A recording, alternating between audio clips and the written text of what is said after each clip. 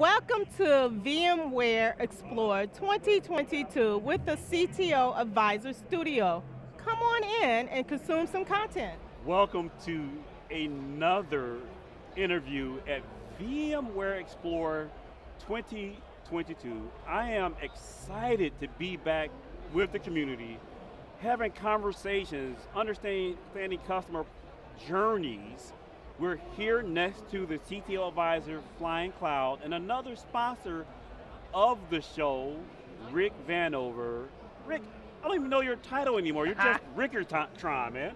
Yeah, Rickatron's the trade name, but Senior Director of Product Strategy in the Veeam office of the CTO. So I've been a part of and around the Veeam community for years now. You folks have sponsored the community. You've kind of gone on this cloud journey with the VMware community from the acquisition of Kasten AI or Kasten.io. To the improvements around the capabilities around Veeam and VM protection. It's not just a VM solution anymore. Oh, Keith, that is exactly the perception I spend a lot of time debunking, I'll be honest with you. And especially if you look at the last 2 years, right?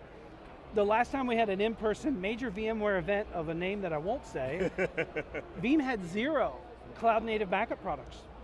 Now, at this point in time today, we have an AWS that's on a version 5, an Azure that's on a version 4, a Google that's on a version 3, and we've acquired cloud-native apps backup with Kubernetes with Kasten. So a lot has changed, in addition to physical workloads. NAS backup has come into the mix, enterprise applications. The platform's ready for anybody today. So let's talk about some of the use cases and capabilities that's been developed over the past few years.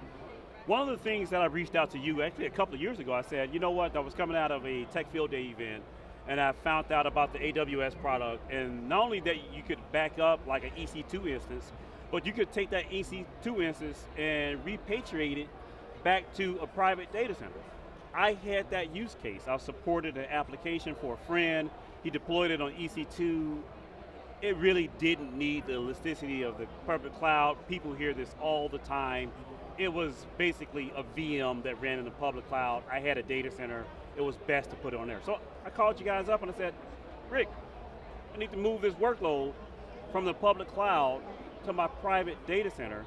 Talk to me about that use case. Why does it exist? Well, there's a lot of times that lift and shift isn't what it's all cracked up to be, okay? And people change their mind on what is the right platform for a workload. And so that's one beautiful thing about a Veeam image-based backup. We make portability built into it right from the start. So today, I can take any hypervisor and restore it to the cloud. I can take any, and that's AWS, Azure, and Google. I can take an image-based backup of compute from any of those clouds and restore it to VMware and Hyper-V, or I should say, or Hyper-V. And then I believe now also to the Nutanix AHV hypervisor. And then likewise, physical servers can go into that journey as well. And sometimes, Keith, it's not necessarily because you want to, because maybe you have to. Try getting some replacement parts nowadays.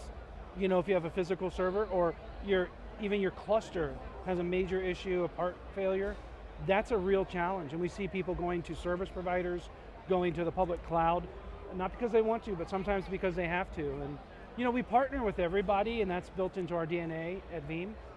But it takes a little bit of QA to get that right, because we do the little things like UEFI to BIOS conversion that's necessary for like going to AWS, and then you go back to BIOS to go to Azure. And I can take an EC2 instance and restore it into Azure. I can do the same thing with Kubernetes apps, which is crazy talk too. So, the need is, people come to us for backup and recovery, but that data portability is a really nice bonus, especially if you need it. So let's talk about like the additional pieces of as data has grown, the challenges have grown. Data isn't no longer just in my VMware vSphere environment on premises. I have all of these solutions in the public cloud, etc. But one of the problems that our team came to you with was, I started to worry about malware. Like, it started to keep me up at night worrying about what would happen if somebody bricked my vSphere environment. We were using Veeam to back up to disk on site. Worked fine. Kind of set it, forgot it, and didn't worry about it until I worried, well, it's just a set of flat files on my H drive on my server. What if that was encrypted? Yeah, we went through that drill, and it was actually surprisingly easy to add that extra layer of resiliency, and that's what I just spoke about here today at VMware Explore, that it's so easy to add what I call ultra resiliency to the backup copies. Now, Veeam is so flexible, that's in some regards, Keith, it's almost a challenge, because it's like, well, what do you have, or what do you want, but what's your recommendation? But if I just walk into somebody, what you have is basically what I'd recommend. Going to a general purpose disk system for the first copy, you get the best performance, you get the best, now when I say performance, I'm referring to like handling increments and then performance as well of restores. Now we could, if we wanted to go one step deeper on that general purpose disk resource, we can make it the Veeam hardened Linux repository. So that's an immutable copy there, but also we need something off-site. We have to be ready not just for ransomware, malware and things like that, but even today still, we have to be ready for fire, flood, and blood. So the off-site copy is really important there. And we put that in object storage with immutability, so it was ready to go. Yeah, so it's weird how these use cases kind of start to string themselves along, because my next challenge to my data center engineer and what I put forward to your team was, well, what happens if I had a smoking hole? I have the data in object storage in AWS, should not be able to simply recover to AWS if I had a smoking hole. Yeah, so that's exactly right. You could go, I guess I should back up that portability discussion that we just spoke about. Veeam's ready for that, in that an image-based backup by Veeam, all you need is the data in the bucket.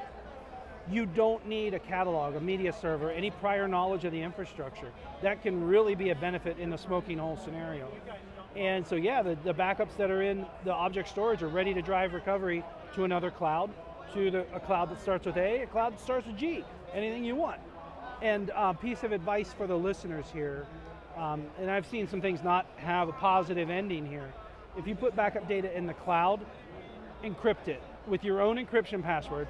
I like to say, Keith, encrypt your data in the cloud, or someone else will do it for you. So speaking of encrypting data in the cloud, or somebody else, I like that. Yeah. Or somebody else will do it for you. Yeah. Let's talk about immutability. Because getting it to the cloud by itself, if it's there and someone compromises my AWS account, they can just simply delete the bucket. No, they can't, unless they open a ticket with AWS. I did a demo for an analyst, Keith, no joke. I set 60 days of immutability. Guess how long I had to wait to take that data out? 60 days? 61. Oh. So yeah, it's absolutely, you'd have to involve the account team with AWS. But again, that shouldn't be the only copy. I want a copy on-prem, and those become layers of resiliency. Because, speaking frankly, the worst of scenarios that I've seen in terms of outcomes are when people don't have those multiple copies. That's the recipe for disaster. So let's talk about one last topic area, which me and you have talked about over the years. Veeam entering the enterprise space. Like, for years I've known Veeam as this company that caters to the SMB, and a few years ago, you guys made a splash and said, we're going to enter the enterprise space. We're going to deal with, because at the time you didn't do bare metal, you didn't do the things that my core customers needed. We didn't check all the boxes. We didn't check all the boxes. Yeah. Are you checking the boxes now? We're definitely checking the boxes, but Keith, that's the other perception that I have to deal with as well. And we can look at market share data, but some of the other analysts that track that, we're tied globally for market share, and it actually is interesting. We're tied with Dell EMC globally for market share of the enterprise data protection market as they track it. A statistical tie, it's too close to call. But we're on a growth pattern, and our opportunity is indeed in the enterprise. I will be the first to admit, our roots are in the SMB. We capture the hearts and minds of people using our products, from the home lab to the hospital, from the basement to the bank. That's how we've come to market, and we've been very effective with it. But we have a lot of opportunity. Same for the US federal government. The North American enterprise market US federal government, we have a lot of opportunity there.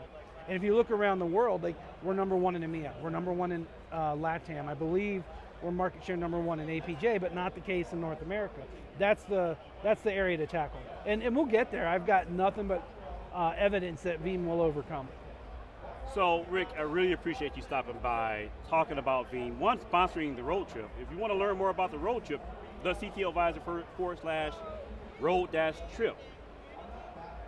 This has been an amazing journey, not just physically, but as we're journeying to the cloud, having these conversations with builders, maintainers, other analysts, we're uncovering the complexity. There's a lot of thankless work done here at an infrastructure conference like VMware Explore.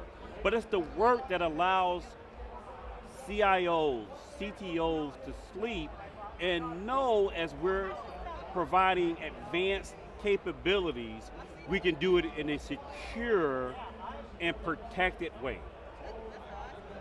You want to learn more about the CTO Advisor, you can follow us on the web, thectoadvisor.com. You want to learn more about me, you have a question for Rick that I did not answer, DMs are open on Twitter at CTO Advisor. Stay tuned for more wall-to-wall coverage of VMworld 2022 from the CTO Advisor Studio.